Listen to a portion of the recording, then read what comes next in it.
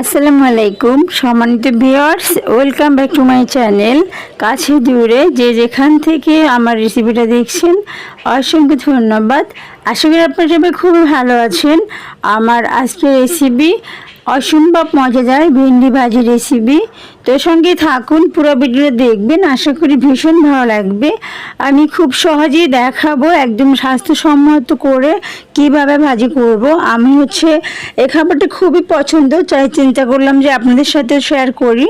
তো আমি চলে আসছি মূল পর্যায়ে। আমি ধুয়ে ছোটো ছোটো করে টুকরো করে কেটে নিয়েছি। আপনি চাইলে আরও ছোটো করতে পারবেন।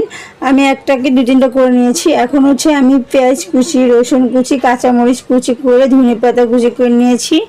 আমি হাঁড়িতে গরম করে তেল এখন সবগুলা পেঁয়াজ, রসুন, কাঁচামরিচ, ধনেপাতা সবগুলা কষিয়ে নিয়েছি। তো ফাঁকে একটা কথা বলে যাই, দেখতে দেখতে আমার রেসিপিটা ভালো লেগে যায় অবশ্যই আমার চ্যানেলে সাবস্ক্রাইব করে রাখবেন। আর যারা অলরেডি সাবস্ক্রাইব করেছেন অসংখ্য ধন্যবাদ। তো এরপর আমি ধুয়ে কুটে রাখা ভেন্ডিগুলো দিয়ে দিব তৈলির ভিতরে। তো এখন যেটা আমি করব, একটু সামান্য হলুদের গুঁড়া দিয়ে দিব। এটা 1 চামচ পরিমাণ দিলেই হবে। তো এরপর স্বাদ মতো লবণ দিয়ে দিয়েছি। তো আমি উল্টে পাল্টে মিক্স করে নিব। তো পুরো ভিডিওটা দেখবেন, আশা করি খুব ভালো লাগবে। আমি চেষ্টা করেছি খুব সহজেই দেখানোর জন্য। এভাবে রান্না করলে ভীষণ মজার হয়, সবাই চেটেপুটে খাবে। তো উল্টে পাল্টে আমি মিক্স করে নিচ্ছি। তো চুলা আঁচটা এ পর্যায়ে আমি হাই হিটে করে দিব। আর ঢাকনা দিয়ে রাখা যাবে না, তাহলে আপনার কালারটা কিন্তু নষ্ট হয়ে যাবে। এরপর হালকা একটু চিনি দিচ্ছি, এটা স্পেশাল টিপস, তাহলে কালারটা সবুজই থাকবে। আর আপনারা চাইলে স্কিপ করতে পারবেন, কোনো প্রবলেম নেই। পুরো ভিডিওটা দেখবেন, আশা করি খুবই ভালো লাগবে। তো আমি উল্টে পাল্টে দিচ্ছি। তো এ পর্যায়ে চুলার আঁচটা একটু লো করে দিব, মিডিয়াম টু লো হিটে করে দিব। তো এখনও কিন্তু কাঁচা আছে, ভেঙে যাবে না আচারা করলে। তো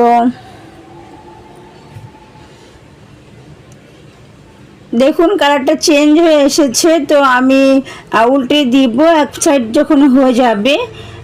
এটা খুবই মজার হয় এভাবে রান্না করলে। তো দেখুন কালারটা চলে এসছে, লাল লাল হয়ে এসেছে আপনার পেঁয়াজ মশলাগুলো। তো এরপর আমার হয়ে গেছে, আমি নামিয়ে নিব। তো নাড়িয়ে চাড়িয়ে কীভাবে রান্না করলাম দেখলেন। তো এভাবে রান্না করে ট্রাই করে দেখবেন, সবাই একদম চেটেপুটে খাবে।